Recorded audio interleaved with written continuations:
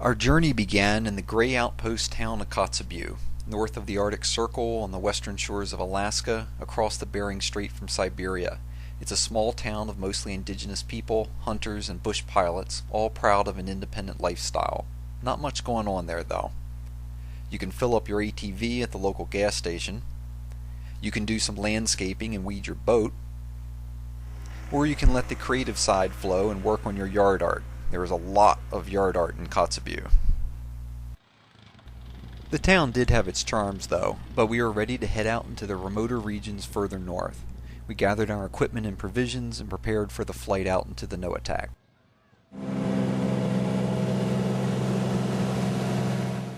Our experienced pilot Eric took us in 2 shifts over 100 miles from town, out over Kotzebue Sound and into the remote wilderness of the Noatak National Preserve, a UNESCO World Heritage Site. There were no roads, no trails, no fast food joints out in the DeLong Mountains of the Brooks Range where we were heading.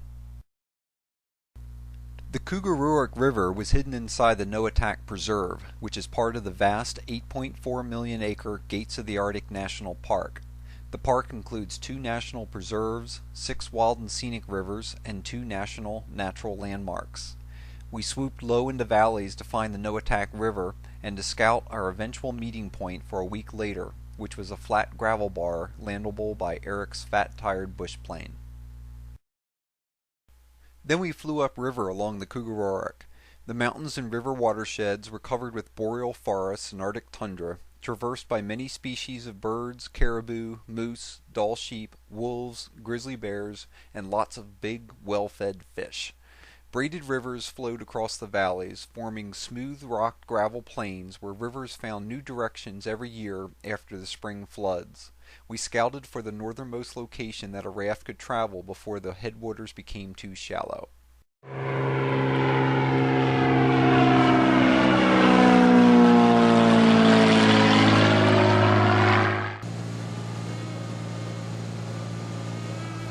The best fishing was in the upper reaches, so we were all for the extra distance in.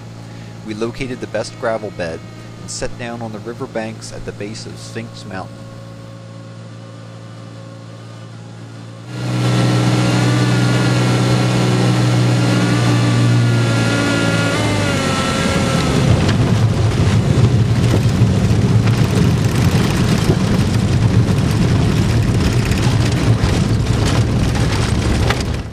We unpacked and the plane left us alone for our week on the Kugururok.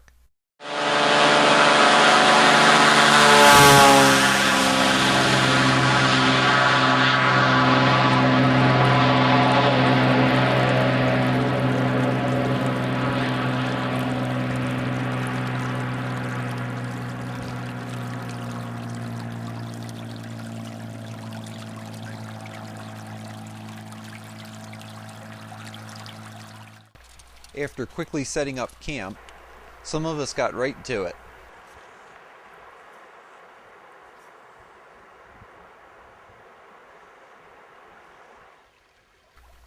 Others took on the hard work of advanced planning.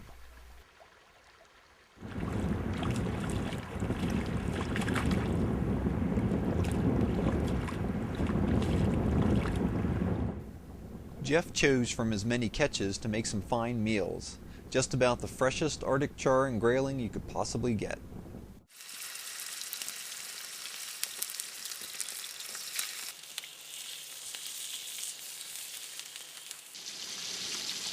So my theory of cooking is if it's brown, it's cooking, and if it's black, it's done. So jump in anytime here. Sunsets were frequently colorful, going late into the Arctic night and sometimes followed by glowing waves of the aurora borealis. Mornings were usually foggy and gray, though the clouds would burn off by later morning for terrific outdoors weather. The daily ritual of packing and loading the raft began, and we headed downriver for some fishing.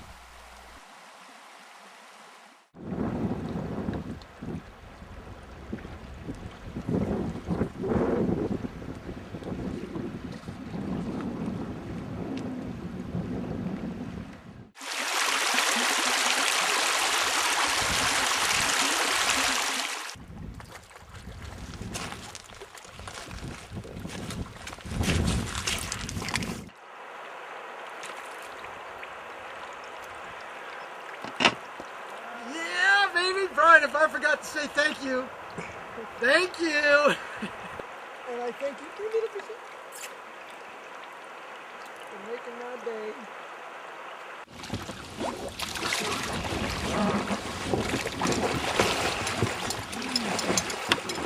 You got the raft, Brian. Go get 'em, buddy.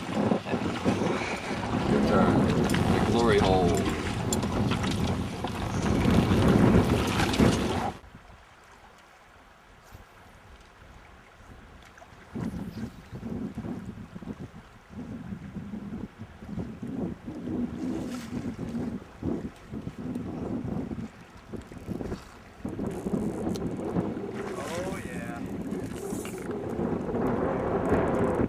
Holy smokes! This is the one you come up here for. Is that a chum or a char? That's a jar. Holy crap! That's a fish! Yeah, baby.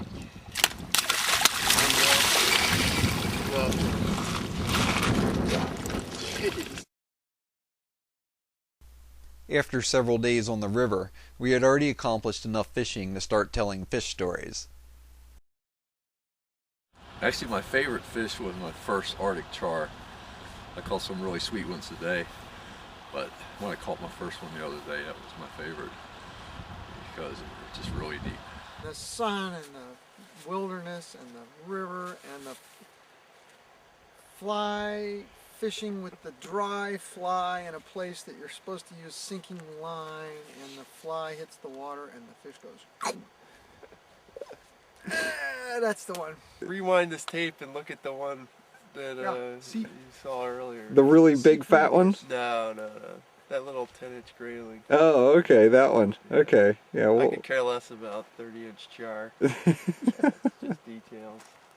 See, my favorite one was also the char that I caught today, and it was about yay big.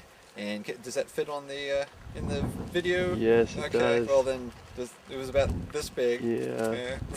Something like that. Yeah. And it was just very cool because it was big and a great fighter, and it did a whole bunch of swimming around, a whole bunch of splashing around, and got it in. Had some really pretty colors and everything. So that was my favorite so far. We usually slept in late since the nights were below freezing, and we let the day warm a bit while cozy in our sleeping bags. But once up and after breakfast, we would head out for progressively more mileage on the river.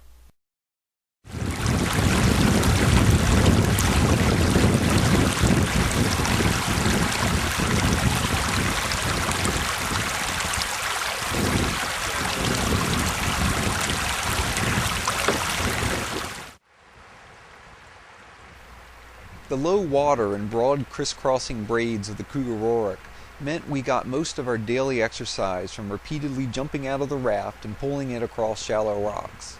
4 guys jumping back in was usually a randomly choreographed bit of acrobatics.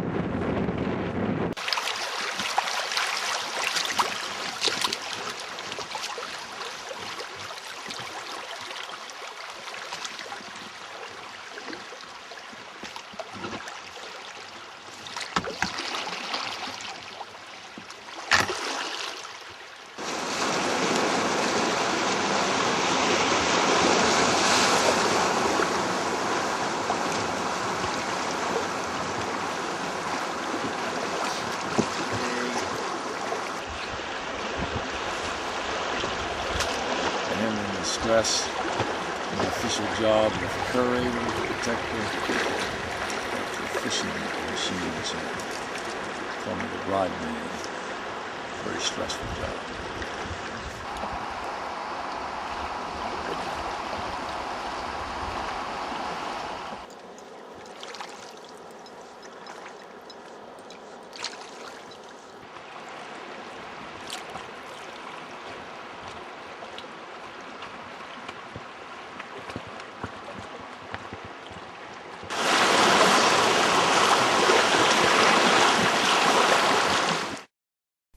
In the lower Kugururok, the river became deeper and less technical, so Brian handed over the oars for everyone else to try the helm.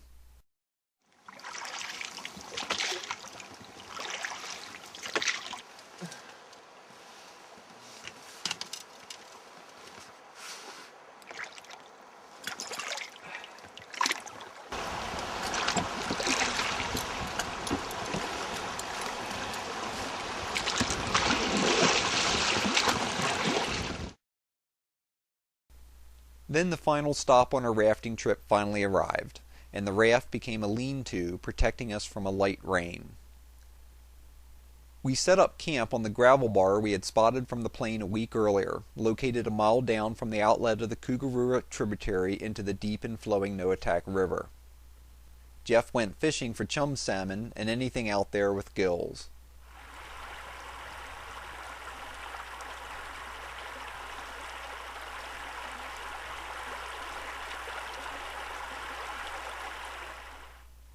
Dad had fish-filled dreams.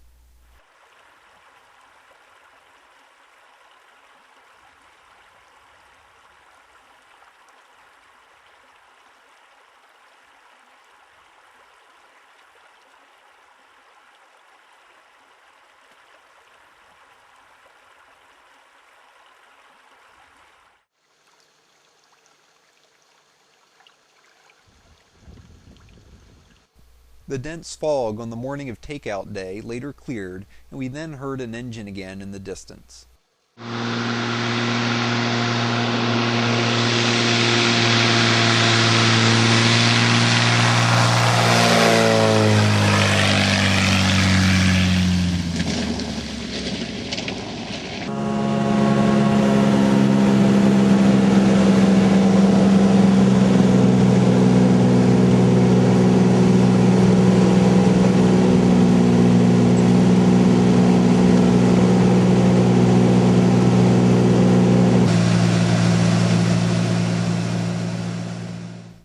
As Kotzebue grew on the horizon before us, we reflected on our week in the Noatak. 4 guys, hanging out together, fishing.